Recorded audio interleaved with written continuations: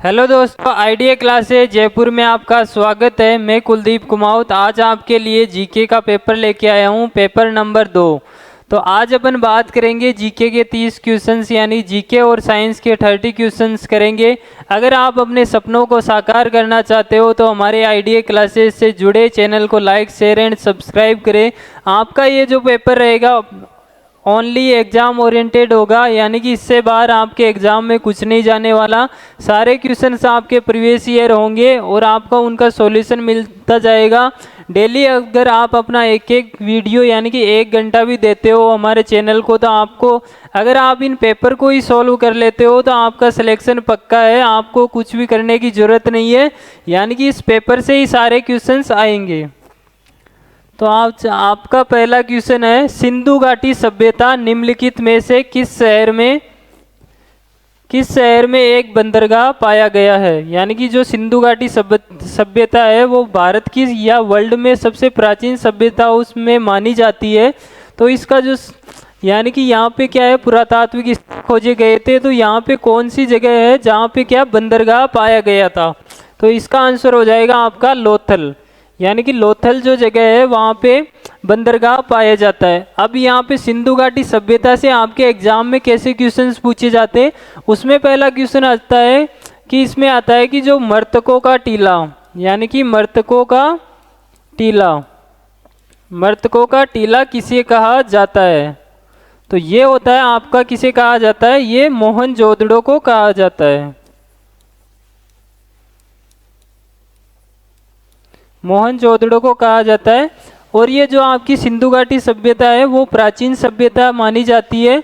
और इसमें ये मोहनजोदड़ो है, इसकी खोज कब हुई थी, वो हुई थी 1922 में। किसके द्वारा की गई थी, राखलदास बनर्जी के द्वारा की गई थी।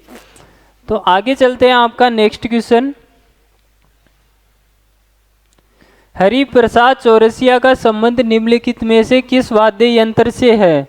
तो ये भी आपके अभी लेटेस्ट एग्जाम में पूछे जा रहे हैं क्वेश्चंस, यानी कि जो स्टैटिक पार्ट है वो भी आपके आर्मी में डाला जा रहा है। कुछ कुछ टॉपिक दिए जा रहे हैं, जैसे भारत के शास्त्रीय नृत्य हो गए या फिर कुछ 1-2 फेमस कलाकार हैं उनके बारे में पूछा जाता है। तो इसका आंसर हो जाएगा, यानी कि जो आपके हरिप्रसाद चौरसिया है वो किससे रिलेटेड हो जाएंगे, आपके बांसुरी से संबंधित हो जाएंगे हरिप्रसाद चौरसिया। अब आपके जो आर्मी में एक क्वेश्चन पूछा गया था वो क्या है कि उस्ताद बिस्मिल्लाह खां का संबंध किससे संबंधित है। बिस्मिल्लाह खां, तो ये आपको पता होगा कि उस्ताद बिस्मिल्लाह खां का संबंध किससे है, शहनाई वादक है। कौन है, उस्ताद बिस्मिल्लाह खां। जब भारत आज़ाद हुआ था 1947 को, तब इन्होंने क्या लाल किले पे शहनाई बजाई थी, और ये इसके लिए भी जाने जाते हैं, उस्ताद बिस्मिल्लाह खां। आगे चलते हैं, आपका नेक्स्ट क्वेश्चन, जैन धर्म के पहले तीर्थंकर कौन थे। यानी कि जो जैन धर्म है उसके पहले तीर्थंकर कौन थे, इसका आंसर हो जाएगा आपका कौन, ऋषभदेव। अब जैन धर्म के बारे में थोड़ा डिटेल में जान लेते हैं, जो आपके एग्जाम में डायरेक्ट क्वेश्चंस आते हैं। तो इनके जो सबसे ज़्यादा फेमस थे जैन धर्म के, यानी कि जो 24वें तीर्थंकर थे, 14th या फिर अंतिम तीर्थंकर कौन था जैन धर्म का, तो वो कौन था आपका, महावीर स्वामी। महावीर स्वामी आपके क्या थे, लास्ट यानी कि अंतिम तीर्थंकर थे। इनके बारे में भी पूछा जाता है कि इनका जन्म कब हुआ था, तो इनका जन्म हुआ था 540 BC में। उसके बाद में पूछा जाता है कि ये है इनका, यानी कि जो जन्म कहाँ हुआ था, वो हुआ था कुंडग्राम में, कुंडग्राम वैशाली में इनका जन्म हुआ था। और इनकी जो मृत्यु हुई थी वो कहाँ पे हुई थी, पावापुरी। ये आपके डायरेक्ट क्वेश्चन आते हैं सीधे कि इनका जन्म कुंडग्राम वैशाली में हुआ था और इनकी मृत्यु कहाँ पे हुई थी, पावापुरी में मृत्यु हुई थी।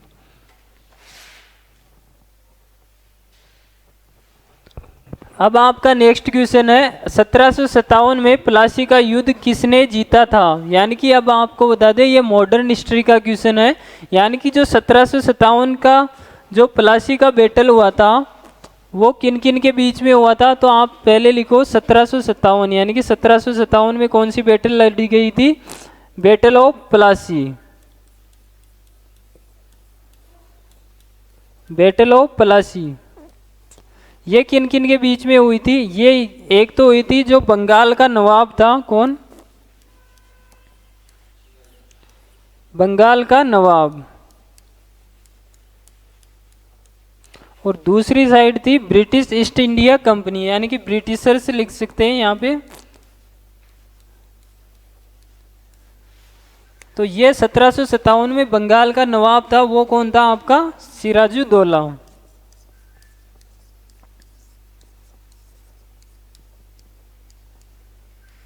तो सिराजुद्दौला और ब्रिटिश ईस्ट इंडिया कंपनी के बीच बैटल होती है 1757, यानी कि तभी से ही भारत की जो रीढ़ की है वो टूट चुकी थी। 1757 की जो बैटल ऑफ प्लासी हुआ था, और उसके बाद में बक्सर का युद्ध हुआ था, वो भी आपके एग्जाम में पूछा जाता है, बैटल ऑफ बक्सर, यानी कि बक्सर का युद्ध।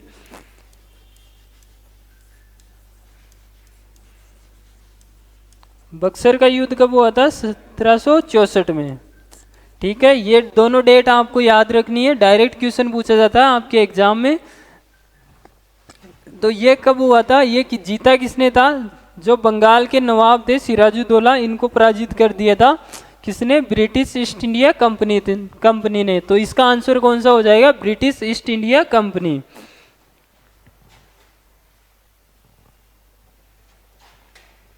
उसके बाद में आपका नेक्स्ट क्वेश्चन है, निम्नलिखित में से किसने जय जवान जय किसान का नारा दिया था? तो किसने दिया था ये नारा? आपको पता है कि जो लाल बहादुर शास्त्री है, ये किसानों के लिए सबसे ज़्यादा फेमस रहे। कौन? लाल बहादुर शास्त्री। तो लाल बहादुर शास्त्री जो भारत के प्रधानमंत्री भी रह चुके हैं, और इनकी जो भारत और पाकिस्तान का 1965 का युद्ध हुआ था, उसके बाद इनकी मृत्यु हो गई थी। तो ये इन्होंने नारा दिया था, जय जवान जय किसान का नारा दिया था। अब मेरे को आप बताओगे कि करो और मरो का नारा किसने दिया था? कौन सा? करो और मरो का। ये भी आपके एग्जाम में पूछा जाता है, करो या मरो। तो ये आपका किसने दिया था? M.K. गांधी, यानी कि महात्मा गांधी जी ने। और एक और बता दो चलो, जय हिंद का नारा किसने दिया था? यह आपका दिया गया था सुभाष चंद्र बोस ने।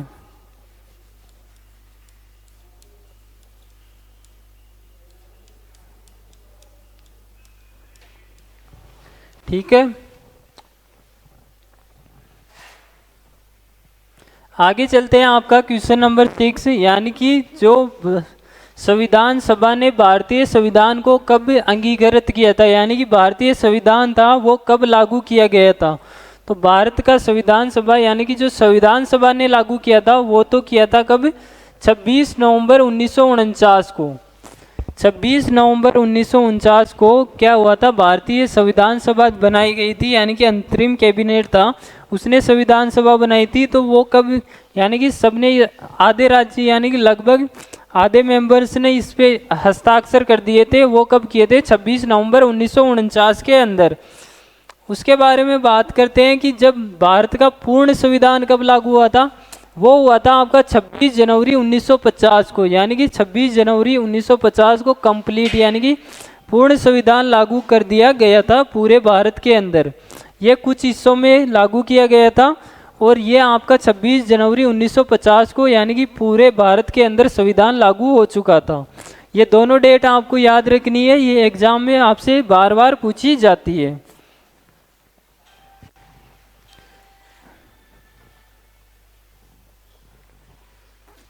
उसके बाद में नेक्स्ट क्वेश्चन है, भारतीय संविधान के किस अनुच्छेद में कहा गया है कि भारत यानी कि इंडिया राज्यों का संघ है? तो आपको बता दूं, भारत का पहला यानी कि आर्टिकल नंबर पहला ही है, उसमें कहा गया है कि भारत क्या है? राज्यों का संघ है। आर्टिकल नंबर फर्स्ट में दे रखा है कि भारत क्या है? राज्यों का संघ है। तो यह आपका पहला अनुच्छेद है, जो कि कौन सा है? भारत एक राज्यों का संघ है। ये भारत के लिए परिभाषा दी गई है कि भारत क्या है? राज्यों का संघ है। उसके बाद में नेक्स्ट क्वेश्चन है आपका कि भारतीय संविधान के निम्न में से किस भाग में मौलिक अधिकारों का वर्णन किया गया है? अब आपको कुछ 3-4 यानी कि जो आपके एग्जाम में सीधे पूछे जाते हैं उनके बारे में ध्यान रखना है कि आर्टिकल संविधान के क्या है? 22 भाग दे रखे हैं। जो भारत का संविधान बना था उसके अंदर कितने टोटल पार्ट है, यानी कि भाग है कितने, 22 भाग दे रखे हैं। और टोटल अनुच्छेद है 395, यानी कि 395 टोटल अनुच्छेद है। जो उसके बाद में बात करते हैं कि जो पहला भाग है इसके अंदर आपको दे रखा है कि भारत क्या है, राज्यों का संघ है। भारत क्या है, राज्यों का संघ है। उसके बाद में दूसरा भाग दे रखा है, उसमें आपको नागरिकता से संबंधित अधिकार दिए गए हैं। किससे रिलेटेड, नागरिकता से, यानी कौन व्यक्ति है, किसको कैसे नागरिकता मिलती है, उसके बारे में बताया गया है भाग 2 में। और जो आपका भाग 3 है वो आपका हो जाएगा मौलिक कर्तव्यों से रिलेटेड। और जो आपका भाग 4 है वो है डीपीएसपी। डीपीएसपी के बारे में, यानी कि राज्य के नीति निर्देशक तत्व है, उनके बारे में आपके भाग नंबर 4 में बताया गया है। आगे चलते हैं क्वेश्चन नंबर 9, यानी कि भारत के राष्ट्रीय ध्वज के सफेद भाग के केंद्र में एक गहरे नीले रंग का अशोक चक्र सुसज्जित है। इस चक्र में कितनी तिलियां होती है। जो भारत का राष्ट्रीय झंडा है, यानी कि उसके बारे में बताया गया है कि जो बीच में पट्टी आती है, वाइट पट्टी, उसके अंदर क्या है, अशोक चक्र दिया गया है। उसके अंदर कितनी तिलियां आती है, तो वो कितनी आती है, 24। एकदम आसान क्वेश्चन है ये तो। उसके बाद में नेक्स्ट क्वेश्चन है, हमारे सौरमंडल का सबसे निकटतम तारा कौन सा है। यह आपको बताना है कि सौरमंडल का सबसे निकटतम तारा कौन सा है। वो आपका हो जाएगा प्रोक्सिमा सेंचुरी। अब ये क्वेश्चन इसको ऐसे भी पूछ सकता है कि सूर्य का निकटतम तारा कौन सा है, उसका आंसर भी यही हो जाएगा, प्रोक्सिमा सेंचुरी हो जाएगा। ठीक है। उसके बाद में एक और क्वेश्चन पूछा जाता है कि जो भारत की, जो हमारे सौरमंडल की है, वो गैलेक्सी कौन सी है। यानी कि अपने सौरमंडल कौन सी गैलेक्सी में पाया जाता है, उसका नाम क्या है, आकाश गंगा।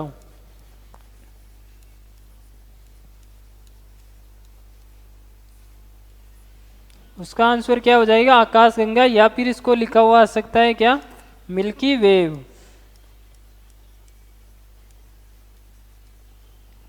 ये भी आपके ऑप्शन में आ सकता है, आकाश गंगा या फिर मिल्की वेव।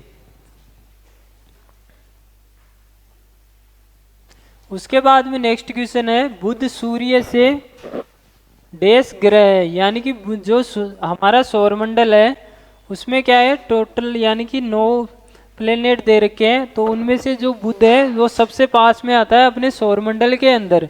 तो बुध कौन सा हो जाएगा, पहला ग्रह हो जाएगा। कौन सा आपका पहला, इसका आंसर हो जाएगा बुध सूर्य से पहला ग्रह है। अब जो आपके आते हैं, जो ये मान लो कि ये आपका कौन सा है, सन दे रखा है यहाँ पे। ठीक है। तो उसके बाद में आपका ये हो जाएगा, बुध हो जाएगा। उसके बाद में शुक्र हो जाएगा। फिर आपका पृथ्वी हो जाएगा। उसके बाद में मंगल ग्रह हो जाएगा। ठीक है। तो ये चारों ग्रह हैं वो क्या है, आंतरिक ग्रह हो जाएंगे।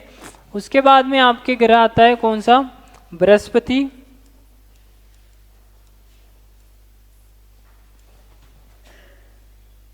फिर हो जाएगा आपका शनि।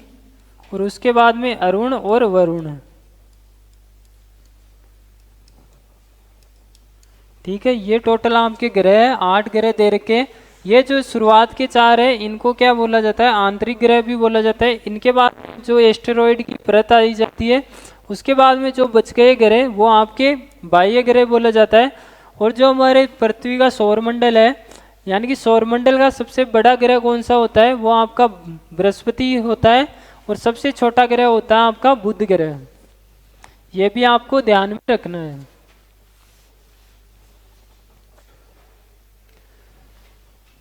उसके बाद में नेक्स्ट क्वेश्चन है आपका, केंद्र शासित प्रदेश लक्षद्वीप की राजधानी है। जो आपका यूनियन टेरिटरी है लक्षद्वीप, तो उसकी राजधानी पूछी है। तो लक्षद्वीप की राजधानी कौन सी हो जाएगी आपकी, कवरत्ती। ठीक है। और जो ये आपकी पोर्ट ब्लेयर है ये अंडमान निकोबार की है, ठीक है। और ये इसकी लक्षद्वीप की कौन सी हो जाएगी, आपकी कवरत्ती हो जाएगी।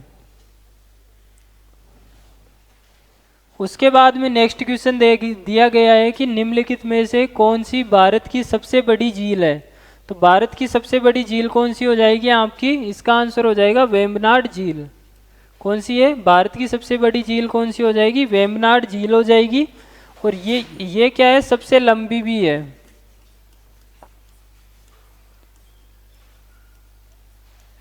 सबसे लंबी झील भी अगर आपको पूछा जाता है कि सबसे लंबी झील कौन सी है, तो वो भी आपकी वेम्बनाड झील है। और ये कौन से राज्य में पाई जाती है, ये है आपकी केरल राज्य में लोकेटेड है, केरल राज्य में। यह आपकी जो चिल्का झील है वो कहाँ पे है, वो कहाँ पे है, ओडिशा में। भारत की सबसे बड़ी लेगून झील है वो कौन सी है, ओडिशा झील, यानी कि चिल्का झील, जो कि कहाँ पे स्थित है, ओडिशा में स्थित है। उसके बाद में नेक्स्ट क्वेश्चन दे रखा है, निम्नलिखित में से कौन सी खरीफ फसल का एक उदाहरण है। अब जो खरीफ, एक तो रबी की फसल होती है, रबी की फसल जो आपकी सर्दियों में बोई जाती है, और खरीफ की फसल जो कि गर्मियों में बोई जाती है, यानी कि वर्षा ऋतु के दौरान बोई जाती है। तो जो आपकी ये है गेहूं, सरसों, जौ, यानी कि ये तीन तो क्या है, रबी की फसल है जो सर्दियों में बोई जाती है। और उसके बाद में इसका आंसर क्या है, बच गया चावल। तो यह आपकी कौन सी हो जाएगी, खरीफ की फसल हो जाएगी, चावल।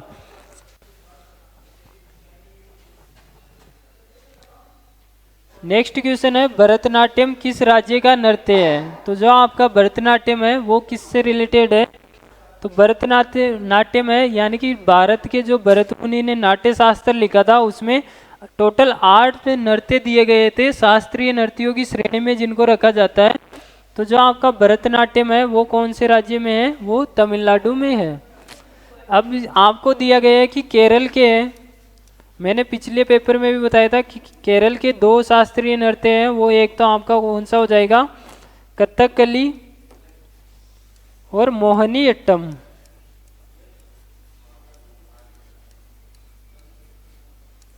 उसके बाद में पूछा जाता है आपका असम राज्य का।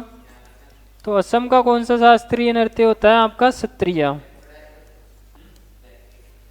ठीक है। और जो आपका कथक होता है कहाँ पे, उत्तर प्रदेश या फिर उत्तर भारत में, ये पूछा जाता है। उसके अलावा जो आपका आंध्र प्रदेश है उसका कौन सा है, कुचिपुड़ी हो जाएगा। आंध्र प्रदेश का कौन सा हो जाएगा, कुचिपुड़ी हो जाएगा। अब ये कितने हो गए आपके, 1 2 3 4 5, ठीक है, 5 हो गए। उसके बाद में कौन सा बच गया आपके, एक तो मणिपुरी बच गया,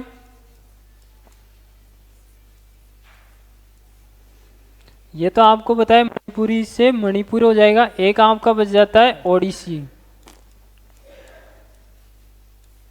यह आपका कहाँ से हो जाएगा, ओडिशा से हो जाएगा। और ये क्या आपका भरतनाट्यम ऊपर दिया गया है। तो टोटल 8 शास्त्रीय नृत्य हैं, इनके बारे में पूछा जाता है एग्जाम में कि ये कौन से राज्य से संबंधित है। अब आपको बता दूं, अब आपके साइंस के क्वेश्चन आ गए। इसके पहले बता दूं कि हमारे जो आईडीए क्लासेस जयपुर में हो उसके अंदर गारंटी बैचेज चलाए जा रहे हैं, जिसके अंदर आपका डेली रूटीन फिक्स होता है।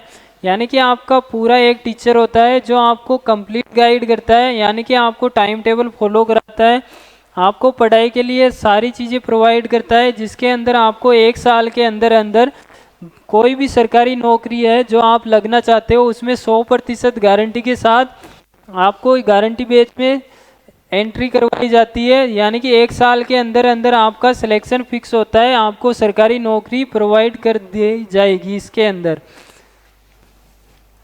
आगे चलते हैं अब साइंस के क्वेश्चंस के, यानी कि आवर्ती का एसआई मात्रक क्या है।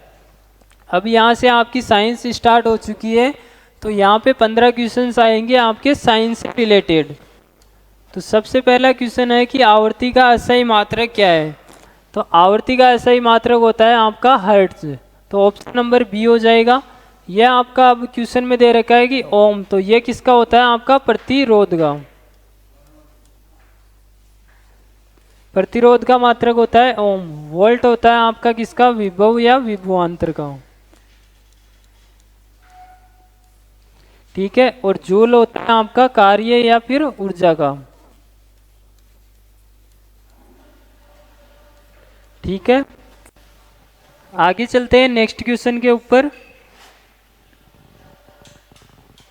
पारसेक डैश के मापन की इकाई है, यानी कि जो पारसेक होता है उस वो किसके मापने की यूनिट है, तो वो आपकी पारसेक से क्या मापी जाती है, लेंथ मापी जाती है। तो एक पारसेक होता है, इसकी जो आपकी मीटर में वैल्यू होती है एक पारसेक, वो कितनी होती है, 9.46 इंटू 10⁻15 मीटर। या आपकी जो पारसेक की मीटर में होती है वो कितनी होती है, 9.46 इंटू 10⁻15 मीटर। अब आ गया आपका क्वेश्चन नंबर 18, यानी कि एक ताजे अंडे को अगर नमक के पानी में डालने पर क्या होता है। तो ये क्या होगा कि जब अपन क्या करते हैं, यानी कि नमक के पानी में डालते हैं, तो इसमें बताऊं क्या होगा, इसके अंदर होगा कि जो नमक का है ना वो घनत्व, नमक का घनत्व ज़्यादा हो जाएगा और अंडे का घनत्व कम हो जाएगा। तो वो क्या करने लग जाएगा, वो तैरने लग जाएगा। अगर ऐसे डालोगे तो वो क्या है, तली में चला जाएगा। अगर आप उसमें नमक के पानी के अंदर डालते हो तो इससे क्या होगा कि नमक का जो घनत्व है वो ज़्यादा हो जाएगा और अंडे का घनत्व कम हो जाएगा। तो वो कम वाला है वो ऊपर की सतह पे आ जाएगा, यानी कि तैरने लग जाएगा।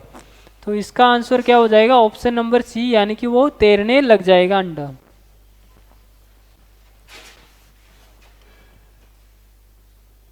आगे चलते हैं नेक्स्ट क्वेश्चन। कार्बनिक यौगिक डैश तत्व के यौगिक होते हैं।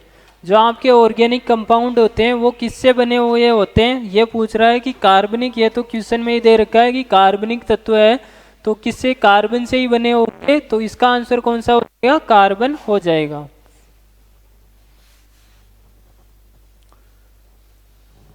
उसके बाद में नेक्स्ट क्वेश्चन है, ताप मापने के लिए किस युक्ति का प्रयोग किया जाता है। तो ताप मापने के लिए कौन सी युक्ति यूज की जाती है, यानी कि इंस्ट्रूमेंट यूज किया जाता है, वो आपका कौन सा हो जाएगा, थर्मामीटर से ताप मापा जाता है। ये जो आपका बैरोमीटर है उससे क्या नापा जाता है, वायु दाब। ठीक है, एमीटर है, इससे क्या मापी जाती है, आपकी धारा मापी जाती है एमीटर से। ये भी आपको ध्यान में रखना है। उसके बाद में नेक्स्ट क्वेश्चन है, किस घटना के कारण स्वच्छ आकाश का नीला रंग दिखाई देता है। अब आपको पता है कि जो भारत, यानी कि जो ऊपर आकाश वो क्या है, जो प्रकाश का सूर्य का प्रकाश होता है उसमें क्या है, श्वेत प्रकाश होता है, उसमें क्या है 7 रंग पाए जाते हैं, उसको अपन लिखते हैं विबग्योर के माध्यम से। ठीक है, तो ये आकाश का नीला रंग है, तो वो क्या है, जो विबग्योर में जो ऊपर की है ना, जो आपका यानी कि नीले रंग का ज़्यादा प्रकीर्णन होता है, तो इसका आंसर कौन सा हो जाएगा, यानी कि प्रकाश के प्रकीर्णन के कारण जो आपका होता है आकाश का नीला रंग दिखाई देता है। अब आपसे ये क्वेश्चन भी पूछा जाता है कि जो आपका अपवर्तन है, जो आपके मरीचिका दिखाई देती है वो अपवर्तन के कारण दिखाई देती है। ठीक है,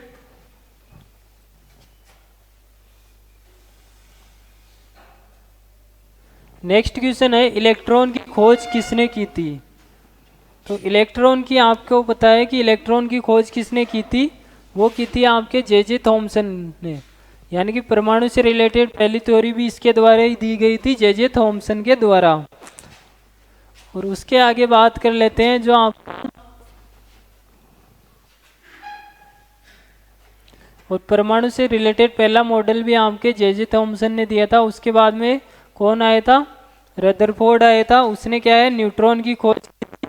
और जो आपका चैडविक है, इसने किसकी खोज की थी, प्रोटॉन की खोज की थी।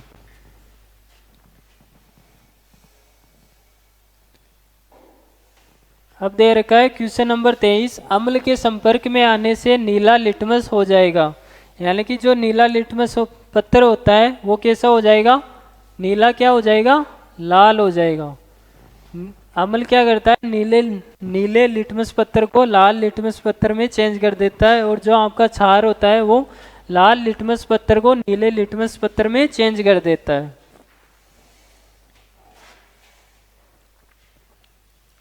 उसके बाद में नेक्स्ट क्वेश्चन दे रखा है कि निम्नलिखित में से कौन सी धातु को चाकू से काटा जा सकता है। तो कौन सी जो मुलायम धातु होगी उसी को चाकू से काटा जा सकता है। तो वो कौन सी सबसे मुलायम धातु कौन सी होती है आपकी? सोडियम। तो सोडियम को क्या है? चाकू से काटा जा सकता है।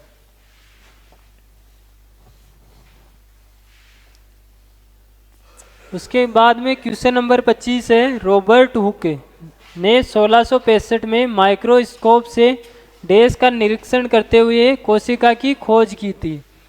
तो आपको बताया कि रॉबर्ट हुक है जिसने सबसे जो शरीर की सबसे छोटी यूनिट होती है कोशिका, उसकी खोज किसने की थी? रॉबर्ट हुक ने की थी। और कब की थी? 1665 के अंदर इसकी खोज की थी।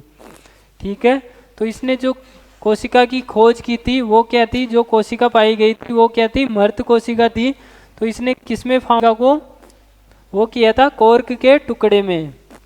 किसके अंदर? कॉर्क के टुकड़े के अंदर इसने इसकी खोज की थी।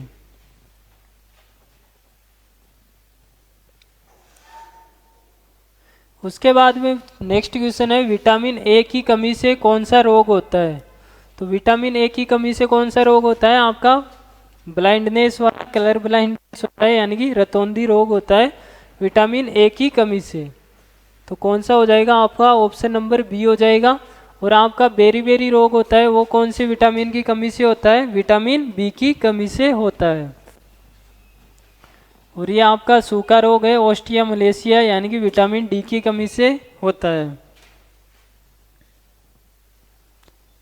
अब चलते हैं क्वेश्चन नंबर 27 पे, दांत की जड़ में किस पदार्थ से आच्छादित होती है? यानी कि जो आपकी दांत की जड़ होती है वो किससे कनेक्टेड होती है? तो इसका आंसर हो जाएगा कौन सा? सीमेंटम से। वो किससे जड़ी हुई होती है? सीमेंटम होता है। सीमेंट से भी आप इसको याद कर सकते हो कि जो सीमेंट का काम होता है चिपकाना, तो जड़ को चिपकाए रखता है कौन? सीमेंटम। उसके बाद में आपका नेक्स्ट क्वेश्चन है, मानव शरीर में कुल कितनी हड्डियां होती है? वो कितनी हो जाएगी आपकी? 206। ऑप्शन नंबर ए 206, यानी कि 206 हड्डियां होती है मानव शरीर के अंदर।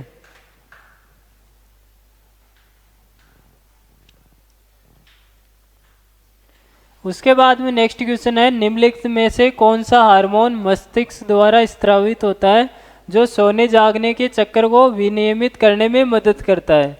तो इसका आंसर कौन सा हो जाएगा? मेलाटोनिन। यानी जो आपका यानी कि सोने उठने का जो साइकिल होता है इसको क्या करता है? इस चक्कर को विनियमित करता है कि आपका कब उठना है, सोना है। और आपको बताया कि किसी आदमी की अगर त्वचा का रंग काला है तो वो किसकी वजह से होता है? मेलाटोनिन के अत्यधिक स्राव के कारण होता है। अब ये आज की क्लास का आपका लास्ट क्वेश्चन है, वो दिया गया है कि मानव शरीर की दूसरे सबसे बड़ी ग्रंथि कौन सी है? तो इससे पहले आपको सबसे पहले बताना है कि सबसे बड़ी ग्रंथि कौन सी है मानव शरीर की। तो जो आपकी सबसे बड़ी हो जाएगी, सबसे बड़ी तो कौन सी हो जाएगी आपकी? लीवर। लीवर या फिर यकृत। ठीक है। और उसके बाद में दूसरी सबसे बड़ी होती है वो आपकी कौन सी है? होती है अग्नाशय, या फिर इसको क्या बोलते हैं? पेनक्रियाज। ठीक है, तो ये आज आपके टोटल क्वेश्चन थे जो कि कंप्लीट हो चुके हैं।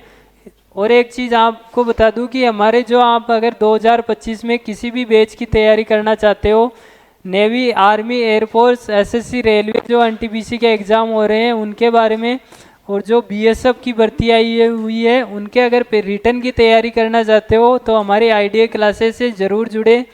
और अगर आप ऐसे ही वीडियो डेली चाहते हैं तो हमारे चैनल को लाइक, शेयर और सब्सक्राइब कीजिए, और बेल आइकन को भी प्रेस कर लीजिए ताकि नोटिफिकेशन आपको तुरंत मिल जाए। जैसे ही अगला वीडियो आ जाएगा आपको तुरंत नोटिफिकेशन मिल जाएगा।